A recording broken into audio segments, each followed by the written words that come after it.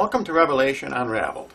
I'm your host, William Tapley, also known as the third eagle of the apocalypse and the co-prophet of the end times. On this program, I want to review the four groups who will reign with Jesus during the millennium. And the question is whether you will be qualified for any of these four groups. One thing is certain: if you take the mark of the beast microchip, you will not qualify to reign during the millennium. In fact, St. John writes that you will go to hell, along with all of the others in the New World Order who are pushing people to take the mark of the beast. Now let's look at Matthew chapter number 24, where our Lord reveals the four groups who will reign with him during the millennium. Jesus describes four different groups who will reign with him during the millennium. The first are those who are in Judea, who will flee to the mountains. This is during the reign of the Antichrist, when he establishes the abomination of desolation. In verse number 17, Jesus describes a second group who will escape the Antichrist. And he that is on the housetop not come down to take anything out of his house. Well, if you are on the housetop and you cannot go down for any reason, the only other direction is up. And therefore, Jesus here is referring to the rapture.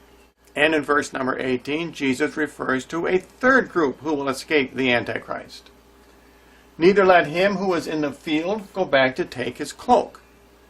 Well, if you are in a green, fertile field, and you must go away from the field, the only direction is into a desert.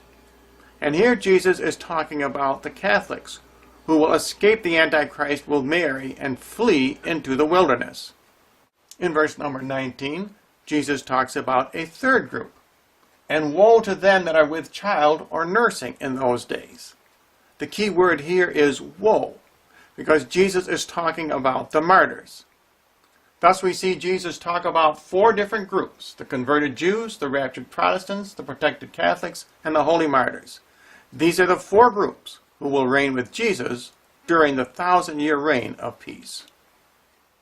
We need to remember that here in Matthew, Jesus is not talking about one group, as most Bible scholars assume, but rather he is talking about the four groups who will reign with him during the millennium.